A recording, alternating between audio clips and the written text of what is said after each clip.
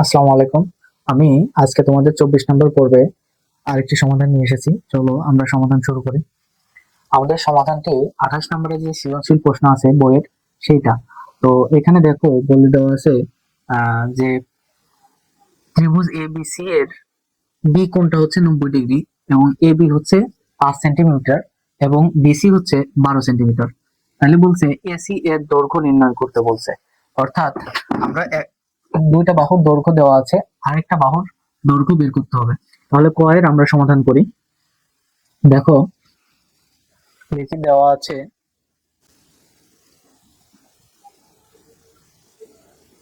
দেওয়া আছে আমাদের কি দেওয়া আছে, আমাদের দেওয়া আছে হচ্ছে যে কোণ বি সমান 90 ডিগ্রি। হ্যাঁ, তাহলে আমরা একটা ত্রিভুজ আঁকি। এ বির মান দেওয়া আছে, এ বি বাহুর মান দেওয়া আছে।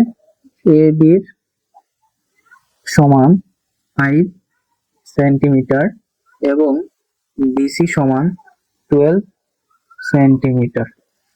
তাহলে আমরা কি করব দেখো, তাহলে আমরা দেওয়া আছে, তাহলে আমাদের এসি এর মান যেহেতু বের করবো, আমরা আগে একটু চিত্র এঁকে নিতে পারি।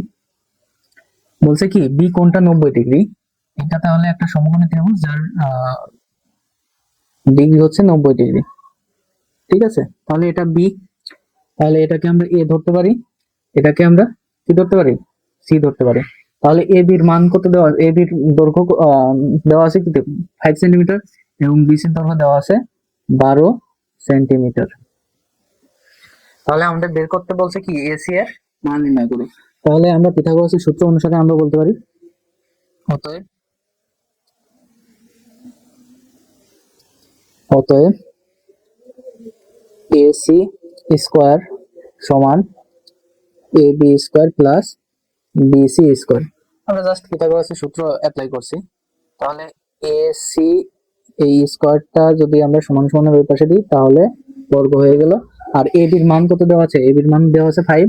তাহলে এ বি স্কোয়ার মানে কি 5 স্কোয়ার প্লাস বিসি স্কোয়ারের উপর কি দেওয়া আছে 12, মান দেওয়া আছে 12, তাহলে 12 স্কোয়ার। তাহলে আমরা ভিতরে এটাকে বলতে পারি 25 যোগ 12 কে স্কোয়ার করলে হয় 144। আর এখানে এই পাশে আমাদের এসি থেকে গেল,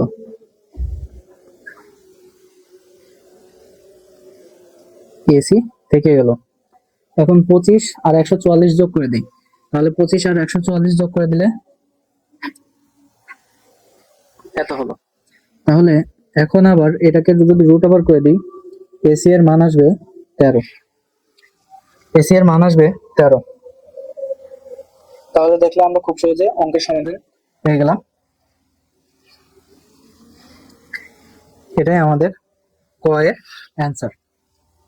এখন আমরা পরবর্তী খ এর সমাধান করব। এখন আমরা খ এর সমাধান করব। তো দেখো এখানে খ এ বলছে সি কোণটা থিটা হলে sine theta plus cos theta এর মান নির্ণয় করতে বলছে। দেখো এই চিত্রটা তোমাদের না দিলেও হবে, যেহেতু আমরা উদ্দীপকের অঙ্ক করতেছি, তার মানে ক নাম্বারে যেহেতু আমাদের চিত্র আছেই, আমাদের খ নাম্বারে আর চিত্র দেওয়ার প্রয়োজন নাই। ঠিক আছে, আমরা ওই চিত্রটাই ফলো করব। আমি তোমাদের বোঝানোর জন্য জাস্ট লিখেছি যে এই সি কোণটা হচ্ছে আমাদের থিটা, তো আমাদের sine theta plus cos theta এর মান নির্ণয় করতে বলছে। তাহলে এখন আমরা দেখো আহ কি পেয়েছে, যে আমরা এটার মান পেয়েছিলাম, এ এর মান পেয়েছিলাম 5, এটার মান পেয়েছিলাম 12 এবং এটার মান পেয়েছিলাম 13। হ্যাঁ, তাহলে আমরা চলো শুরু করি। তো আমরা লিখি ক হতে পাই, ক হতে পাই ক হতে পাই যে এসি সমান 13। হ্যাঁ, তাহলে অতএব সাইন থিটা, সাইন থিটা সমান কি হবে, সাইন থিটা সমান কি হবে, আমরা সাইন থিটা সমান একটা সূত্র জানি। সূত্রটা কি জানি, সূত্রটা জানি ওই যে সাগরে লবণ অতি, আমি তোমাদের 1 নম্বর পর্বে দেখিয়েছিলাম। অর্থাৎ অতি লম্ব বাই অতিভুজ, অর্থাৎ লম্ব বাই অতিভুজ, সাগরে লবণ অতি অর্থাৎ লম্ব বাই অতিভুজ। এখন দেখো আমরা লিখি একটু লম্ব বাই অতিভুজ। ঠিক আছে, তো লম্ব বাই অতিভুজ থাকলো। দেখো এখানে কোণ যদি থিটা হয়, কোণ থিটা হলে লম্ব কোণটা এবি, আর অতিভুজ কোনটা হবে? অতিভুজ সবসময় বড়টা হবে, তার মানে এসি হচ্ছে অতিভুজ। তার মানে আমরা লিখতে পারি 5/13, ঠিক আছে? 5/13 সাইন থিটা সমান 5/13, ওকে। বা তারপরে হচ্ছে আমাদের আরেকটা বলছে cos থিটা। অতএব cos থিটা সমান কত? cos থিটার সূত্র কি জানতাম? cos থিটার সূত্র আমরা ওই যে ছন্দ মিল রেখে পড়ছিলাম, যে কবরে ভয় অতি, হ্যাঁ, তার মানে ভূমি বাই অতিভুজ, অতিভুজ। আমি তোমাদের বোঝার জন্য আই বাটনে ক্লাস 1-এর যে সমাধানগুলো আমি দেখিয়েছি বা সূত্রের মনে রাখার নিয়ম দেখিয়েছি সেটা দিয়ে দেবো, তোমরা চাইলে ওই আই বাটন থেকে ওই ক্লাসটাও দেখে আসতে পারো। আচ্ছা, তাহলে এখানে ভূমি কত হবে? ভূমি হবে 12, আর অতিভুজটা কি হবে? 13 হবে। তাহলে আমাদের বলছে তাহলে আমাদের এখানে কি বলছে? তাহলে এটা এর মান নির্ণয় করো। এখন এখন sine theta plus cos theta সমান কত? সাইন থিটার মান পাইছি 5/13, আর কস থিটার মান পাইছি 12/13। তাহলে লসাগু হবে 13, 5 প্লাস 12, তাহলে আমাদের অ্যান্সার হবে 13 বাই সরি 5 আর 12, 12 আর 5, হ্যাঁ 17। তাহলে এটাই হবে আমাদের ক্ষয়ের অ্যান্সার হবে আমাদের এইটা, ওকে। এখন আমরা গয়ের সমাধান করব। দেখো আমি একটু রাফে তোমাদের বোঝানোর জন্য এখানে একটু লিখে রেখেছি, তো চলো আমরা সমাধান শুরু করি। ও তার আগে প্রশ্ন আমাদের বলা আছে উদ্দীপকের আলো দেখাও যে sec a sec square a plus cosec square a সমান sec a into cosec a, sorry sec square a into cosec square a। আচ্ছা, এটা হচ্ছে আমাদের ডান পক্ষ বাম পক্ষ, অর্থাৎ এটা মান যা বেরোবে এটা মান তাই আসবে, সেটা আমাদের বের করতে হবে। তো উদ্দীপকের আলোকে যেহেতু বলছে, তার মানে আমার উদ্দীপকের আলোকে এই তথ্যগুলোর সাহায্যে আমরা করতেছি। দেখো এখানে একটা বিষয় বোঝো, যে অঙ্কটা করার আগে একটা যে বিষয়টা বুঝতে হবে। দেখো এখানে কোণ কিন্তু এ, সেক এ, অর্থাৎ এটা হচ্ছে মূলত কোণকে নির্দেশ করতেছে, ওকে। এই ক্ষেত্রে কোণ, এই ক্ষেত্রে কোণ এ, তাহলে এই ক্ষেত্রে যদি কোণ এ হয় তাহলে আমরা জানি লম্বটা হবে এটা, এটা হবে আমাদের লম্ব, ওকে। এটা হবে আমাদের লম্ব, এটা অতিভুজ, এটা অতিভুজ, আর এটা হবে আমাদের ভূমি, ওকে। এটা হবে আমাদের ভূমি। তাহলে sec থিটার সূত্র কি জানি আমরা? অতিভুজ বাই ভূমি। তাহলে অতিভুজ কি আছে? 13, আর আমাদের ভূমি কি আছে? ভূমি আছে 5, 5 দিয়েছি cosec a, অর্থাৎ কি অতিভুজ বাই cosec এর সূত্র জানি কি? অতিভুজ বাই লম্ব। তাহলে আমাদের অতিভুজ কি আছে? 13, আর লম্বটা কি হবে? 12। তাহলে আমরা এই অনুযায়ী আমরা এখন সমাধান করব। দেখো তাহলে আমরা বাম পক্ষ লিখি, বাম পক্ষ, বাম পক্ষ সমান আমাদের দেওয়া আছে sec square a plus cosec square a, ঠিক আছে। তাহলে sec স্কয়ার এর সূত্র কি জানি আমরা? অতিভুজ বাই ভূমি, অতিভুজ বাই ভূমি। তাহলে অতিভুজটা কি আছে আমাদের? এসি, আর ভূমিটা কি আছে? ভূমিটা আছে হচ্ছে যেহেতু কোণ এ, তার মানে ভূমিটা হচ্ছে এবি। এদের কি করতে হবে? বর্গ করতে হবে প্লাস, এটার ক্ষেত্রেও তাই। তাহলে cosec, cosec এর সূত্র কি? অতিভুজ বাই লম্ব, অতিভুজ কি আছে? এসি, আর লম্বটা কি আছে? বিসি, এদের হোল স্কয়ার, ওকে। তাহলে দেখো আমরা এখন মান বসাই দিই। এসির মান কত দেওয়া আছে? এসির মান 13 আছে, আর এবির মান কত আছে? 5 আছে, প্লাস এসির মান কত আছে? এসির মান আছে 13, আর বিসির মান কত আছে? 12, বিসির মান আছে 12। তাহলে এদের কি স্কয়ার, এদের কি স্কয়ার, ওকে। তাহলে এদের স্কয়ার 5 5 25 প্লাস, আর এটার স্কয়ার করলে হবে 144, আর 13 এর স্কয়ার করলে হবে 169, 169, ওকে। তাহলে আমরা এটা সমাধান করি, চলো আমরা এটা সমাধান করি। তাহলে এটা লসাগু, দেখো 25 44-এর মধ্যে যায় না, তাই আমরা একবারে কি করে দেবো? লসাগু করতে হলে গুণ করতে হয়। তাহলে 25 গুণ 144, আমাদের আসবে 3600।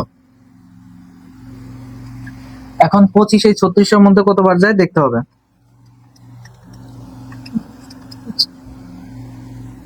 144 বার যায়, 144 এটার সাথে গুণ করে দিতে হবে 169 সাথে।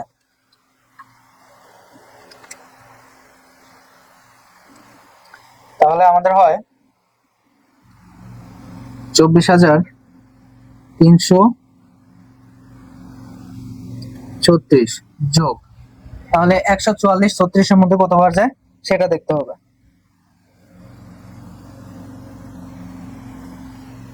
দেখো, তাহলে 3600 ভাগ 144 আমাদের আসছে 25। এখন 25 এই 169 এর সাথে গুণ করে দিতে হবে, তাহলে আমাদের আসছে 4225। তাহলে আমরা যোগ করে দিই, তাহলে 3600 আর উপরে যোগ করে দিলে যোগ 24,336। ওকে, তাহলে আমরা বলতে পারি 28,561। তো এই পর্যন্ত আমাদের এটাই আসছে। ওকে, এই পর্যন্ত আমাদের এটা আসছে। এখন আমরা বাম পক্ষ করব। এখন আমরা কি করব, সরি বাম পক্ষ করেছি, এখন আমরা ডান পক্ষ করব। তো আমি এটা এখন একটু মুছে দিই।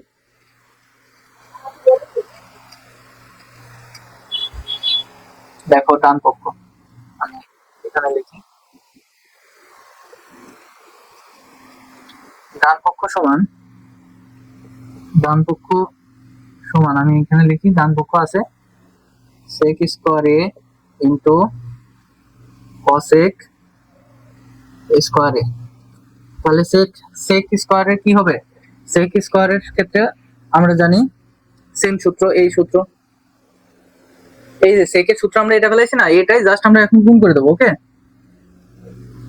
ac বাই ab তাদের হোল স্কয়ার, যেহেতু গুণ আছে তাহলে গুণ, আবার কি হবে cosec a, তার মানে ac বাই bc তাদের হোল স্কয়ার।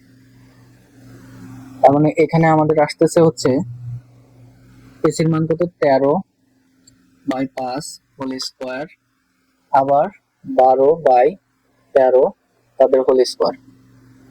তাহলে এখন আমরা জানি 100, এটা গুণ করলে হবে 169 আর হবে 25।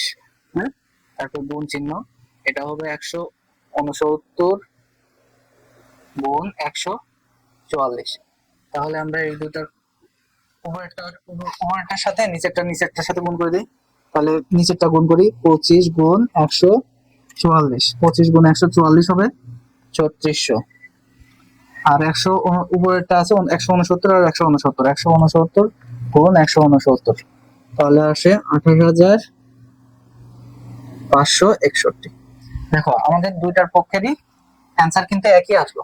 তাহলে আমরা বলতে পারি অতএব বাম পক্ষ সমান ডান পক্ষ। অতএব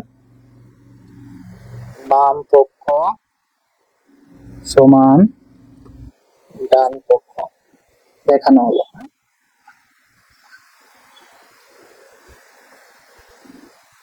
আশা করি তোমরা 24 নম্বর অঙ্ক বুঝতে পেরেছো। আমরা পরবর্তীতে নতুন অঙ্ক নিয়ে আসতেছি, আমরা পরবর্তীতে নতুন অঙ্কের সমাধান নিয়ে আসবো ইনশাআল্লাহ।